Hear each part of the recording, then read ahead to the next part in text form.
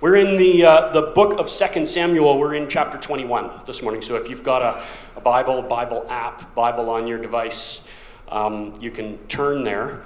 And I'm trying to shorten up the intro and context part, but it is kind of important here. We're coming into a weird section. We've been moving through the life of David, the kingdom of David. It's covered a lot of chapters. But as I kind of mentioned last week, 2 Samuel 21 to chapter 24, to the end of 2 Samuel, they tell stories. It includes material from the life and during the reign of King David, but it's out of chronological order. For the last number of chapters, from at least chapter 11, it's been moving in kind of a chronological sequence. This happened, then this, and we can follow that. This is like, oh yeah, there was this other time that such and such happened, we can get, it's like, when, how did that work? So we'll talk a little bit about that, but there's a bit of a break in the narrative flow. It jumps back into kind of following sequentially when we get to 1 Kings chapter 1, because the story's going to end near the beginning of 1 Kings. So these are not arranged chronologically, but there's a thematic order to it. And they kind of form sort of an appendix at the end of the book of Samuel, which was originally written as one book, and we've got it divided into two now. But so these are not less valuable or less important. We just have to suspend our desire to have the story in a linear format. And so the chapter we're looking at right now, chapter 21, really it contains two separate stories about David essentially taking care of unfinished business. That's why I decided to do the whole chapter in one go, because while the stories are very different, this theme of just taking care of unfinished business, things that, and I don't know about you, some of you are really good at taking care of things right in the moment, right? When you were young and some wise adult said, don't put off to tomorrow what you can do today, right? Don't put it off. That doesn't make a problem go away. It just makes it come back bigger. Don't procrastinate. Most young people get good advice like this from some wise person in their life. Many of us hear it and nod our heads and say, that's a good idea, I'm going to do that. And then we go and we don't. Some of you do. And you're like, yeah, I have very little unfinished business in my life. If you open my email, like there's no unopened email in my inbox. I'd zero that thing every day. All my bills are paid in advance. I've got nothing hanging over my head. Awesome sauce. Maybe you'll find this a little unrelatable. But for the rest of us, the idea of there being unfinished business is not a foreign concept. Something that we need to follow up on, and especially when it comes to relationships, right? Because even the most organized, we don't often think relationships in terms of category, but a lot of the time there will be like a conflict or something, and it was like, oh, we didn't really resolve that, and then circumstances are such that I'm not really rubbing shoulders with that person all the time anymore.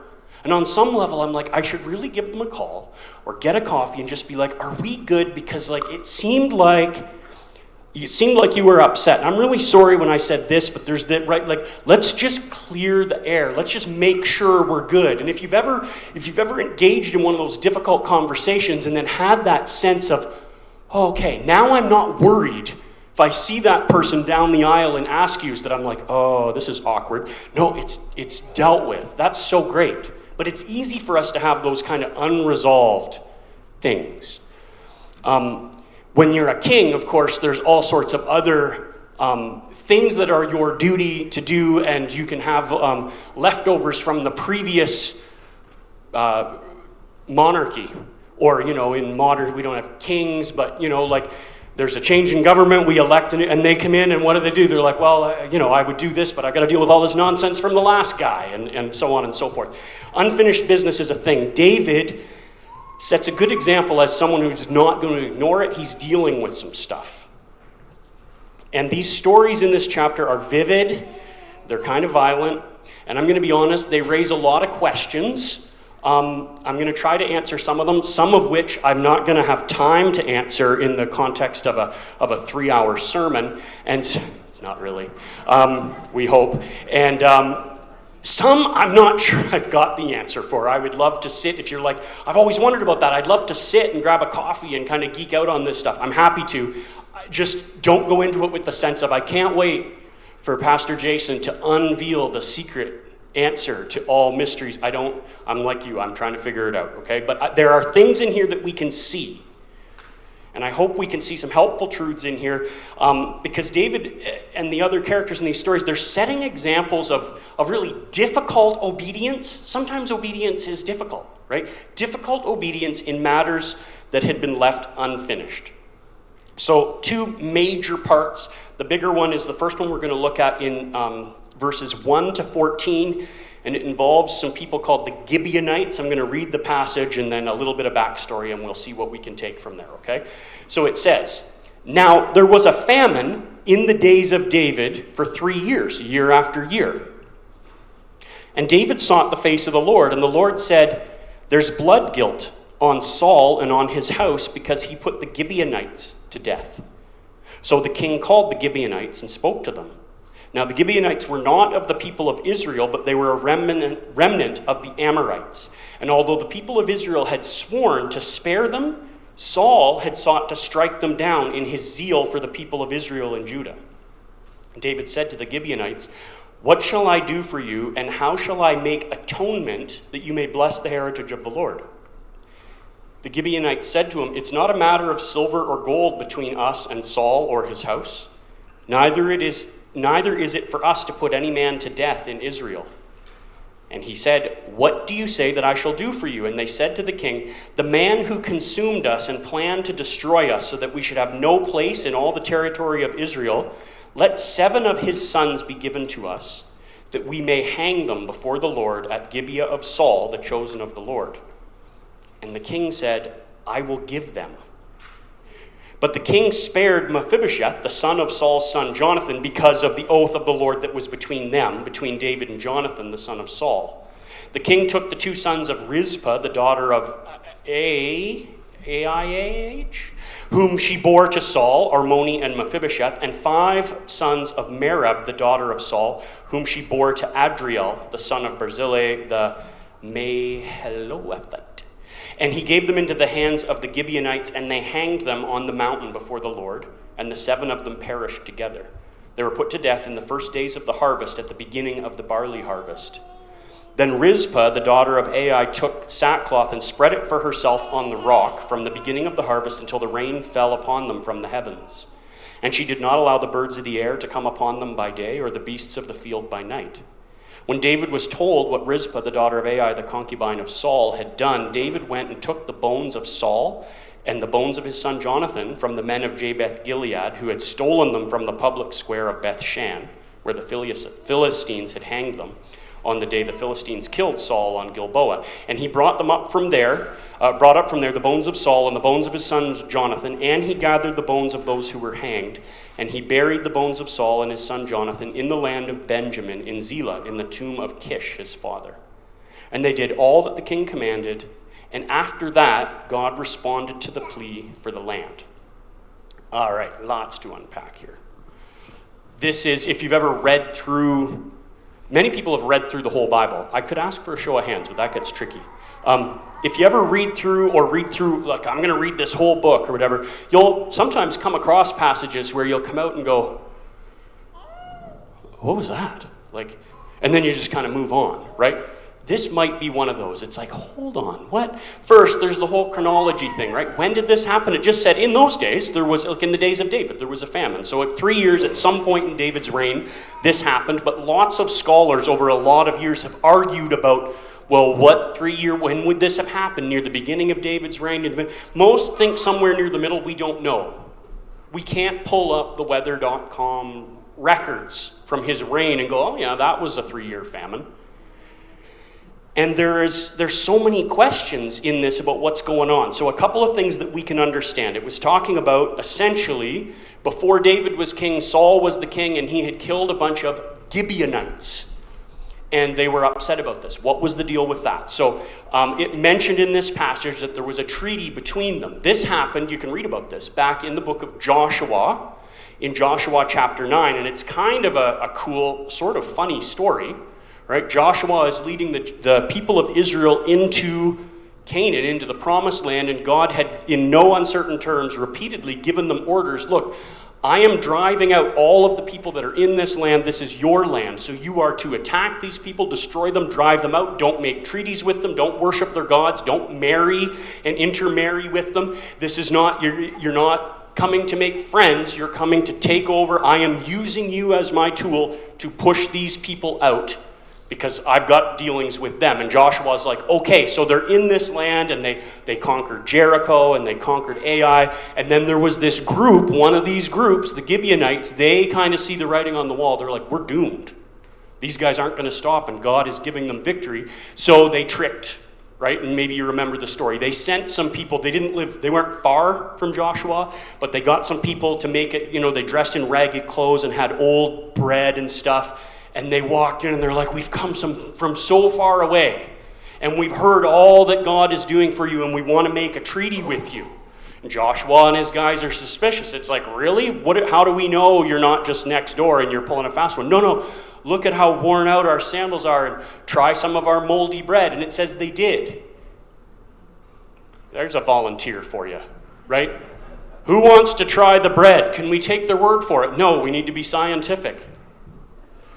Anyway, it says that they checked out their provisions, but specifically it says they did not inquire of the Lord. Instead, they're like, yeah, this seems legit. So they swore an oath in the name of the Lord with them. This is serious business. You can't back off on that. Yep, we're your allies, right? So if we are going to war and we need help and we call, you're going to come and help us. And if you're being attacked, you call, we'll come and help you. We won't attack each other, that kind of thing. Well, then shortly thereafter, they find out these guys live 2 doors down. They're on the list.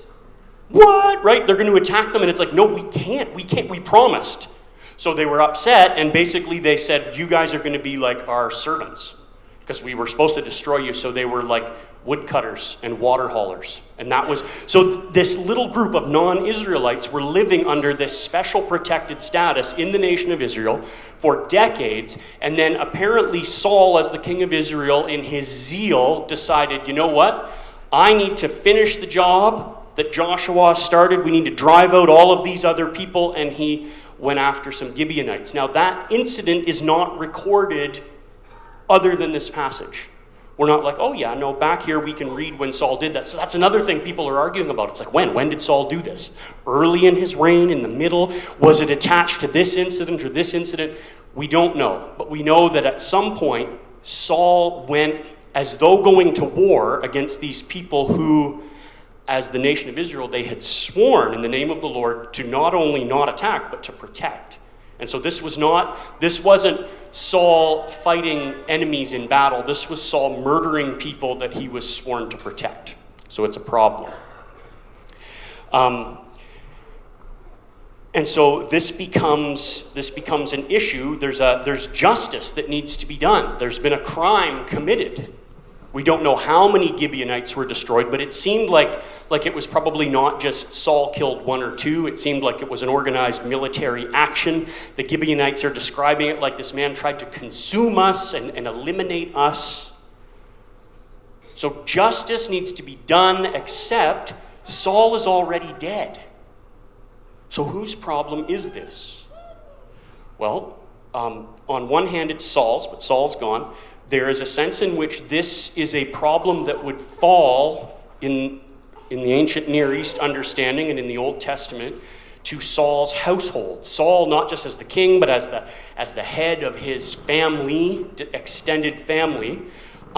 There is a sense that when the head of a family dies, his descendants inherit, right? And we often think, well, yeah, they inherit his house, his lands. If he had a title, then the oldest son would usually get that title. And there's lots of good stuff you can inherit. You also, though, can inherit debt and obligation and those kind of things.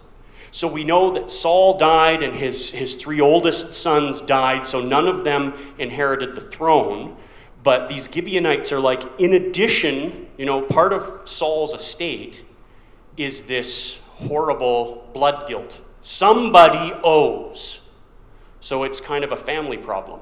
There's also a sense in which it is the entire nation of Israel's problem. In a very practical sense, it's because the whole nation has been suffering for 3 years now in a famine. right? It doesn't go into details about, well, was it weather driven or was it whatever? They were running out of food. It was tough. It's affecting the whole nation. So it is their problem as a group. But there is also a sense that, and we see this repeatedly in the Old Testament, that there is a sense of corporate responsibility. One person doing something, like, yeah, they're guilty as an individual, but there is a sense in which guilt, depending on the thing that's done, is shared by the community. We see that, you go back to that book of Joshua again, and just before this instance with the Gibeonites in chapter 7, there was this battle against this town called, I think it was Ai, right? And they went up to attack and they just got their butts kicked. They had just flattened Jericho and then they were badly beaten. Why? What's going on? They inquire of the Lord, and the Lord says, someone has sinned.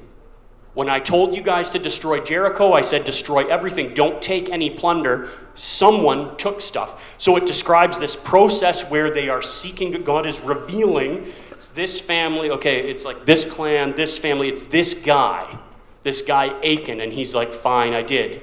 When we were going through Jericho, I saw this big chunk of gold and some fancy clothes, and I thought, what harm can it do? So I took it and hid it in my tent.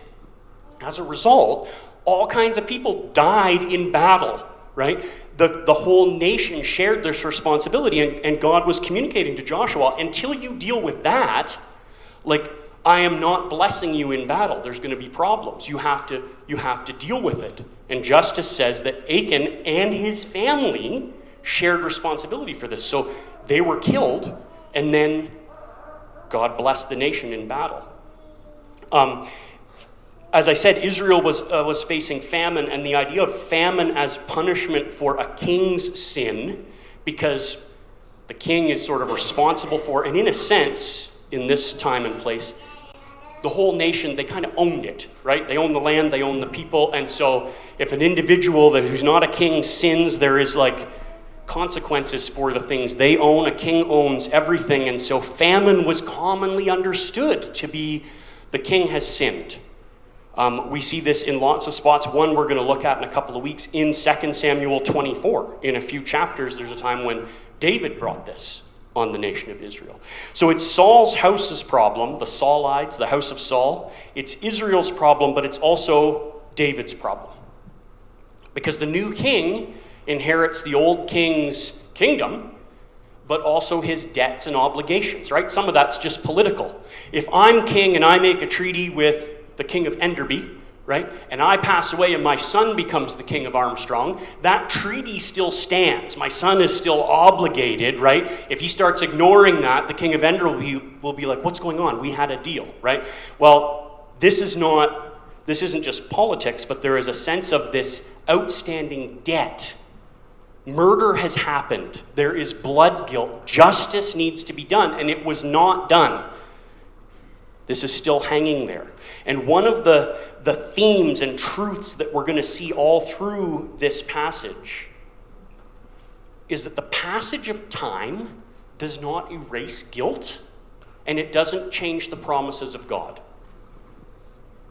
We tend to think it does, but it doesn't. Time passes, but the passage of time does not erase guilt for wrong things done, and it also doesn't change the promises of God.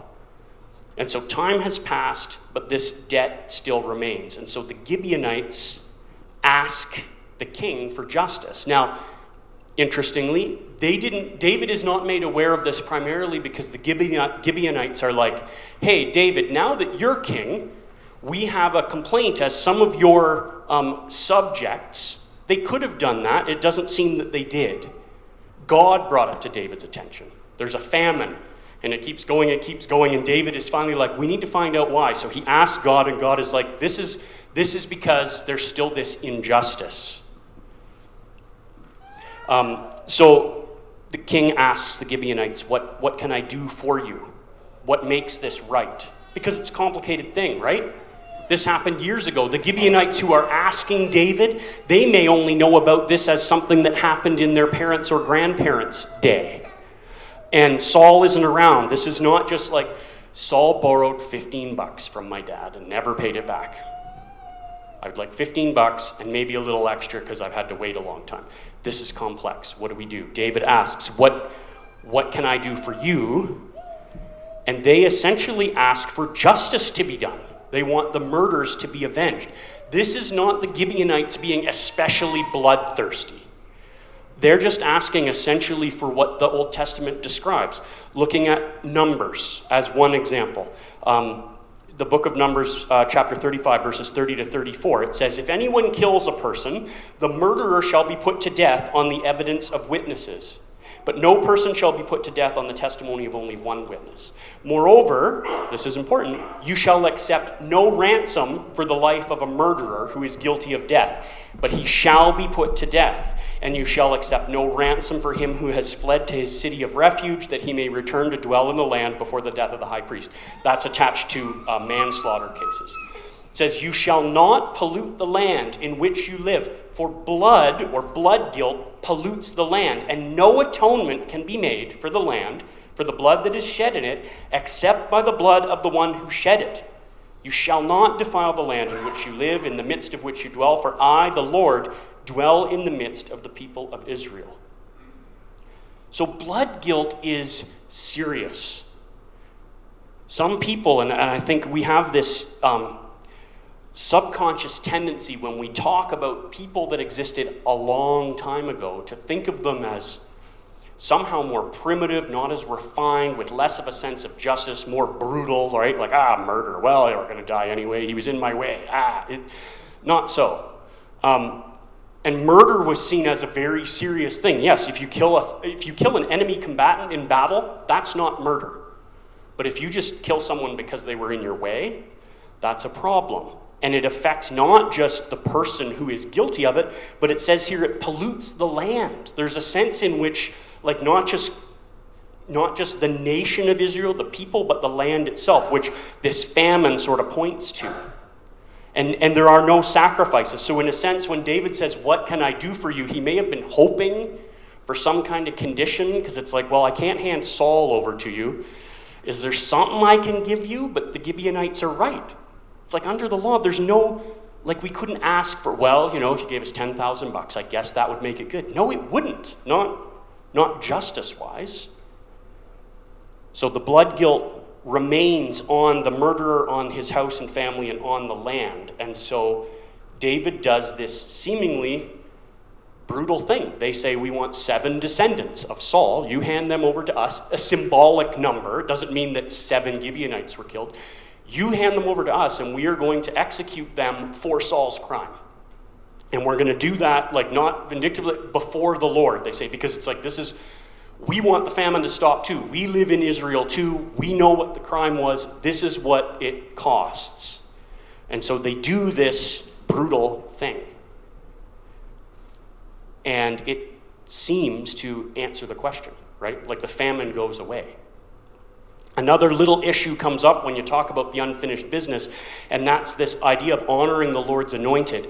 It mentioned that the bodies were hung, and that probably doesn't mean like with a noose. It's probably more like impaled, but they were left exposed, which is not just them being rude. This was like, it shows that they are under the curse of sin. And it shows that one of the moms, this concubine of Saul, in part of her grief or whatever, she stayed there and she kept the birds off and all of those things.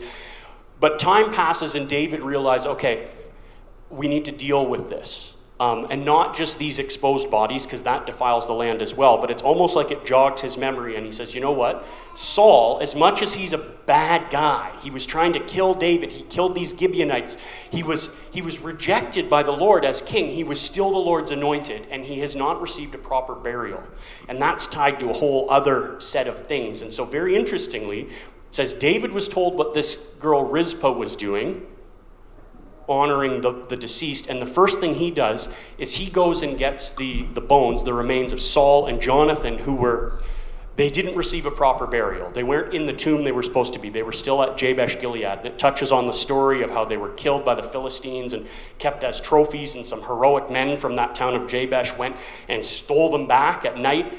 It almost seems to imply, the subtext might be that the bones were kept there almost like a trophy for Jabesh Gilead, which is not what you're supposed to do with the Lord's anointed. So David gets Saul and Jonathan's remains, gives them a proper burial, deals with the remains of these 7 descendants, and it says, then God heard the plea for the land.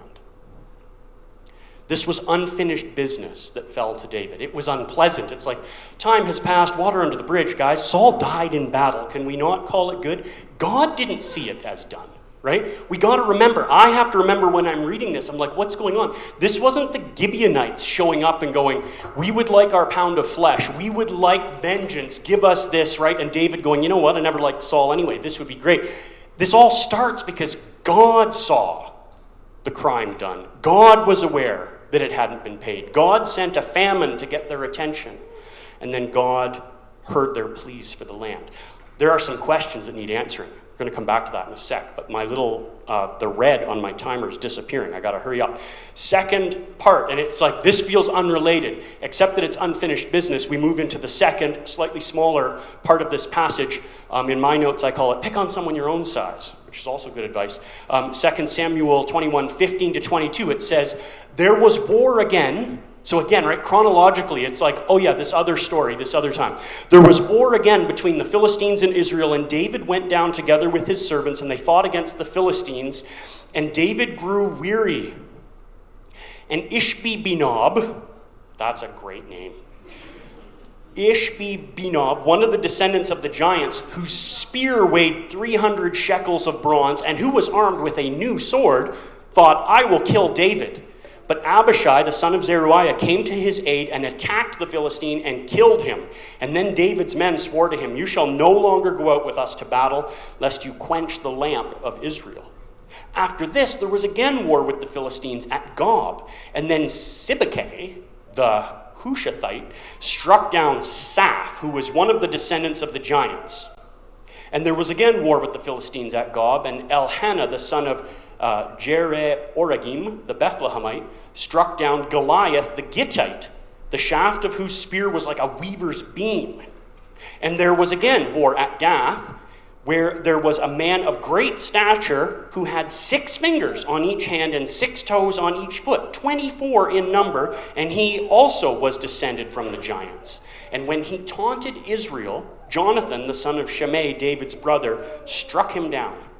These 4 were descended from the giants in Gath, and they fell by the hand of David and by the hand of his servants.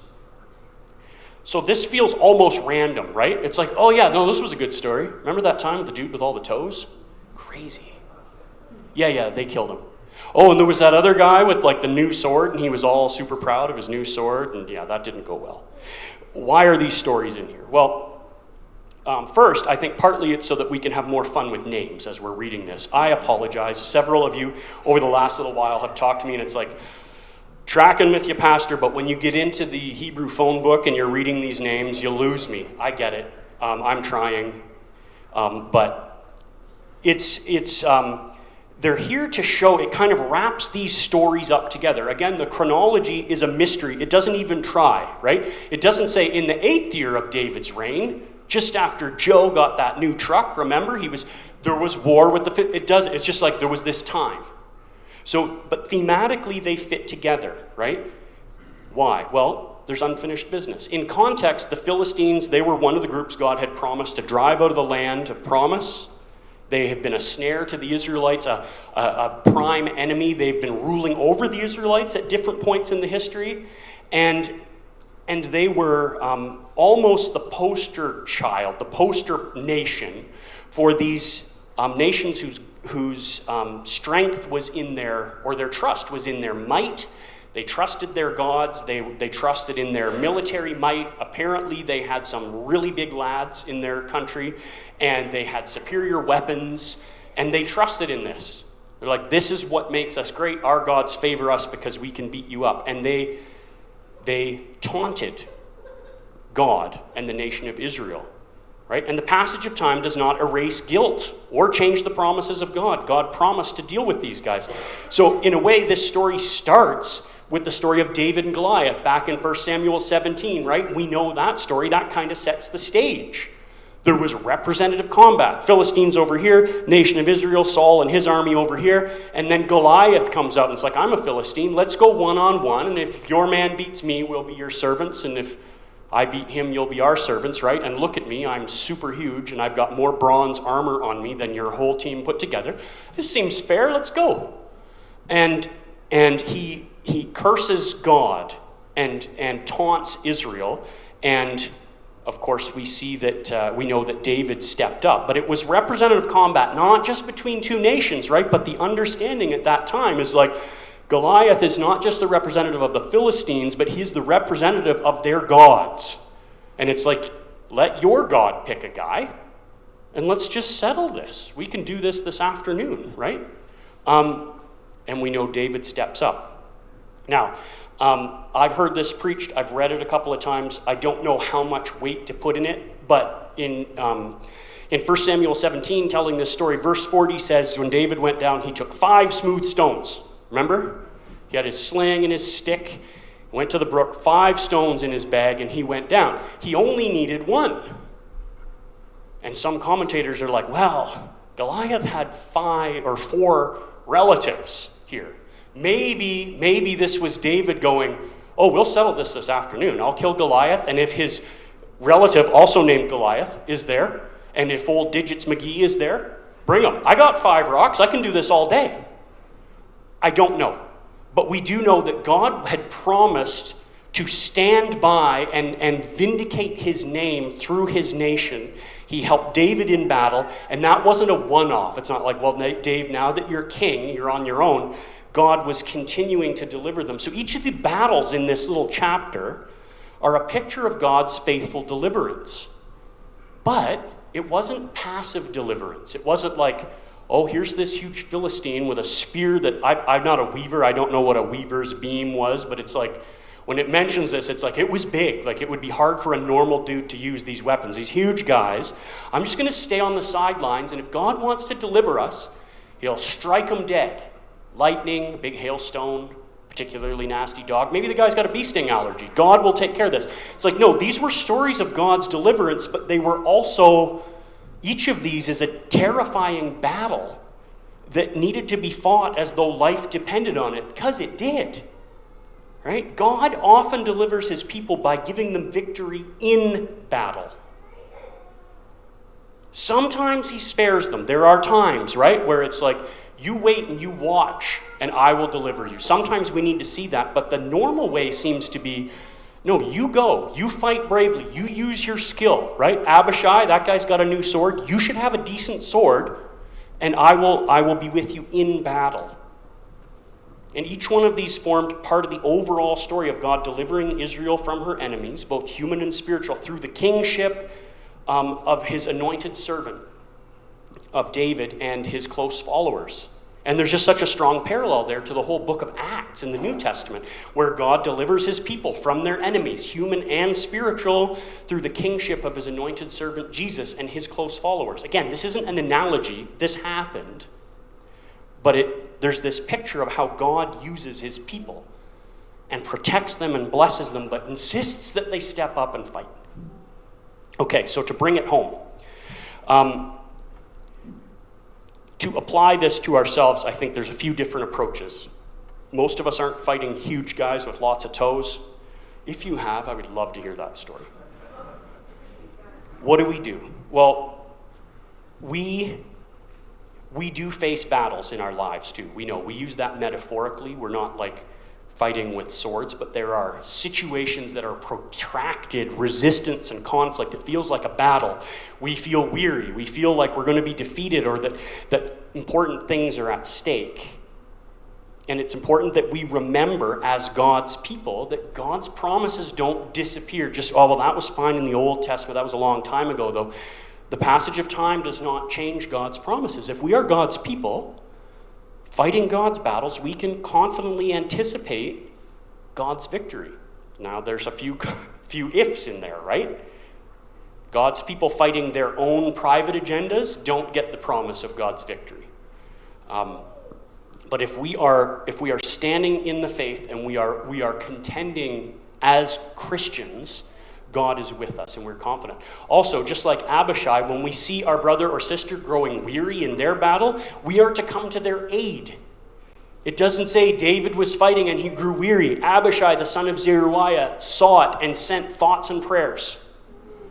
It's like, no, that huge guy's got a new sword and David's getting tired. He jumped in. We are to help as well. And we are called to see it as a battle. We are to be engaged. The fact that it feels like a battle and feels like a struggle is not proof that God's promises aren't good or that he doesn't love us. But just like he always has, he helps us in battle. He doesn't just always spare us from it. I would prefer that. I'm a big wimp. But we are called to stand. Put on the armor and stand. So God's promises to his people don't have an expiration date. A couple of questions for us today, right? Okay, God's promises to his people still apply today. Who are God's promises for? Am I one of God's people? Is that just everything I do, God's on my team? How could he be on my team in this other? How does this apply to us? The old covenant kingdom of Israel is no more. That's gone. The people of God now include everyone who has come near to God under the new covenant, whose sins have been forgiven by the blood of the Lamb. Which brings us back to the issue of sin and guilt. Not popular topics nowadays. It's easy, it's common in our culture to think that those very ideas are an outdated thing. But the passage of time does not erase guilt. And as much as we would like that in our case, we know that that's not true in the case of people who have wronged us, right? We know that unresolved stuff can still hurt years later. That saying, time heals all wounds, that is not sound advice, right? It doesn't. Sometimes time allows the gangrene to kill you. Things done in the past, things done by us, things done to us continue to have effects until they are dealt with. We know this. One of the things that we do at our church, and on the first, like we're going to be hearing as a ministry that's going to be happening again this year, is something called Freedom Session, which is like a number of weeks.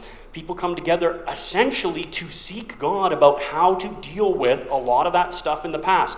Things that I've done in the past, things that have been done to me. Why? Because water under the bridge isn't just water under the bridge, it still affects us. We can't undo the past, but we need to try to make things right. Repentance and forgiveness, doing what we can.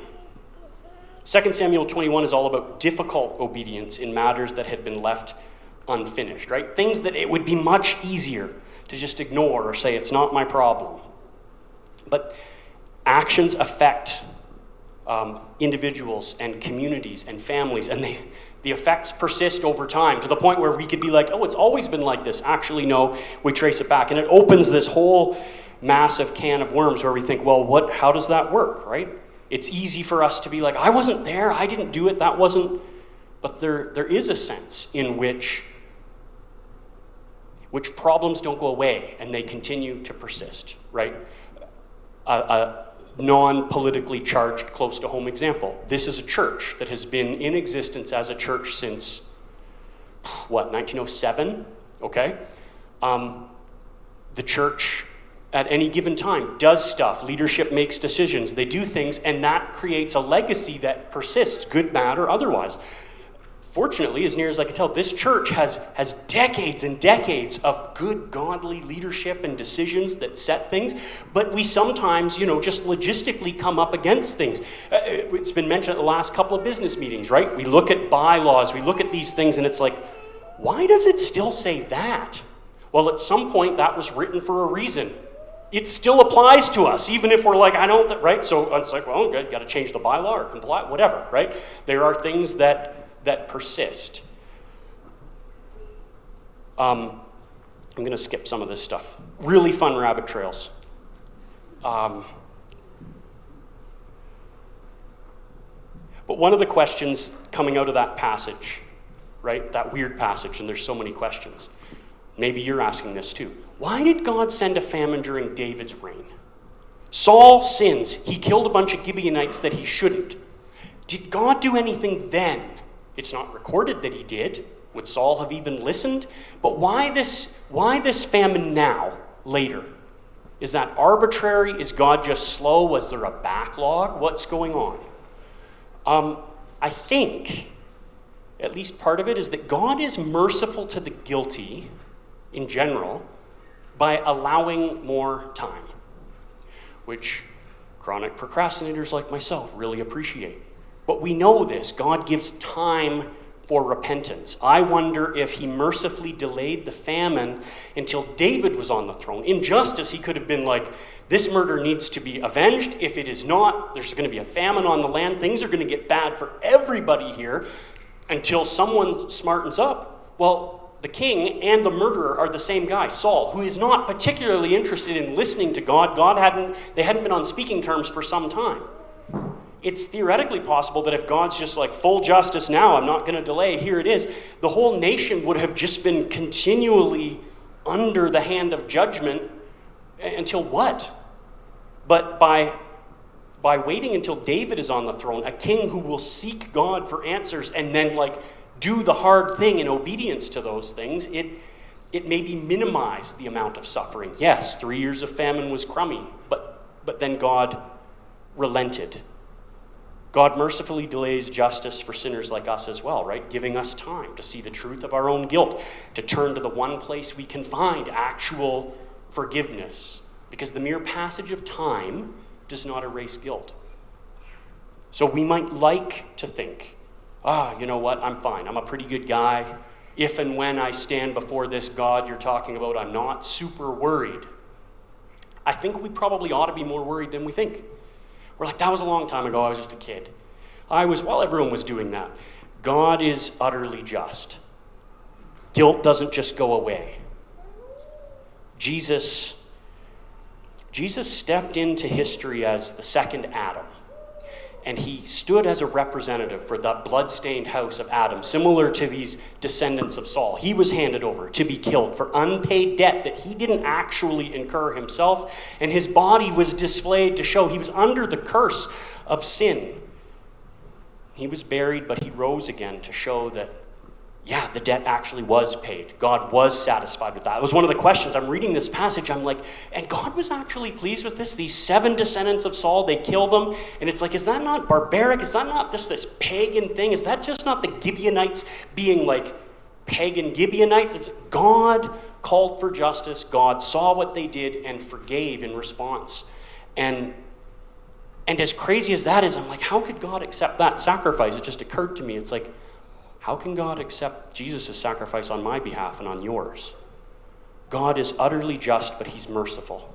He makes a way for the justice that would cost us more than we could pay to be paid on our behalf. So that's that's the one I want to close with. If you're here today and you're hoping, right, that guilt and justice are passé and we don't have to worry about that you hear that they're not, and that we turn to Jesus for the mercy that we need. Let's pray. Gracious Lord, we do thank you for the truth of your word. And passages like this, especially taken in isolation, are difficult. Our culture's far removed from this. We don't do these kind of things. We haven't seen this. But Lord, I thank you that you show us how these principles still exist. And we thank you that you are good. You are just. So when we see the brokenness and sin in our world, we don't need to lament or totally lose hope. God doesn't see, God doesn't care. We know from your word that you are utterly just. You do see, you keep perfect records. You will make sure justice is done. But then, Lord, when we see that we're not the victims, we're guilty. Lord, I thank you that you are a God of justice. And that you don't turn a blind eye to sin, but you made a way that our debt could actually be paid, that we could be truly declared righteous with you. And Lord, I pray that you would help us to be people who do justly but love mercy. And if there are those who haven't turned to you for the justice they need, Lord, that you would stir their hearts, that they would respond, and that they would turn to you in faith. In Jesus' name, amen.